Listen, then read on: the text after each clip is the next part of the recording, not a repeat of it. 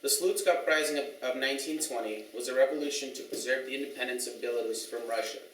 The 10,000 men who signed up for two things. They signed up to defend the fatherland, but they also signed a death sentence. Military command was given to Pavel Zhodin.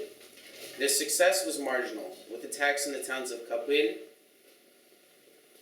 Siemzho, Timkovice, and Vizhnya.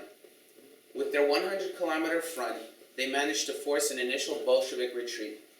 However, the Latvian and Chinese divisions deployed by the Bolsheviks proved to be effective in suppressing the uprising. With terrible food and weapons shortages, the revolutionaries were forced into a full retreat to the Polish border, where our lovely Polish border patrol did the favor of disarmament. While the uprising lasted only a month, from November 27th to December 31st of 1920, it left a lasting impression on the Soviet Union. It taught the Soviet Union that Belarus and Belarusians would not so easily be forced to join this communist New World Order, and that a more extensive assimilation, and I use that term sarcastically, into the Soviet Union would be necessary. So now I'm going to expand on how I see this and how I think Belarus can use this today to see the direction that we should take ourselves in. Belarusians. Within a historical context, one is more likely to cite failures rather than successes.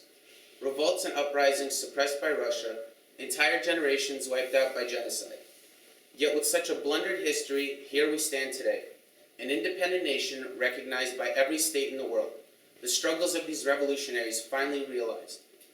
Though their deaths may have seemed in vain, their sacrifice is enjoyed by us, those who have comparatively done very little in preserving our statehood. Ironically, certain Belarusian values survived our difficult history, values which we perhaps wish would simply die out. One such value is apathy. When Captain Sokol Kotalovsky joined the Slutsk uprising, his father said, "Where are you going, my son? You won't accomplish anything. There are too few of you." Likewise, today in Belarus, people often say with regard to the opposition, what opposition? With so little support, so little gets done. However, too little is a relative term. During the Slutsk uprising, 10,000 men seemed like a small number when compared with the vast Russian Empire. Yet today, in a country of 9 million, a group of 10,000 militant revolutionaries would change the dynamic of our country within a matter of days. What the Slutsk uprising teaches above all is that a struggle, a revolution, is never pointless. Therefore, I ask you today, how will we be remembered in 50 years?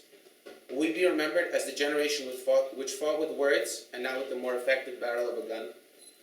We are weaker than our forefathers, yet we have the same dreams. Our ancestors, with the exception of a small few, were the ones who hid in their respective potato fields while these revolutionaries fought.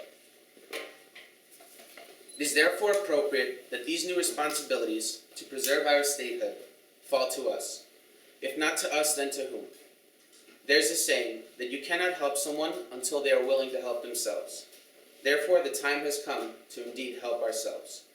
Americans pride themselves on individualism. Perhaps Belarusians in Belarus also embody this value, as most are concerned with their private lives rather than the life of their country. Yet Americans fought a civil war to preserve their union. If only we, Belarusians, had such a drive to preserve our culture, our nation, and ourselves.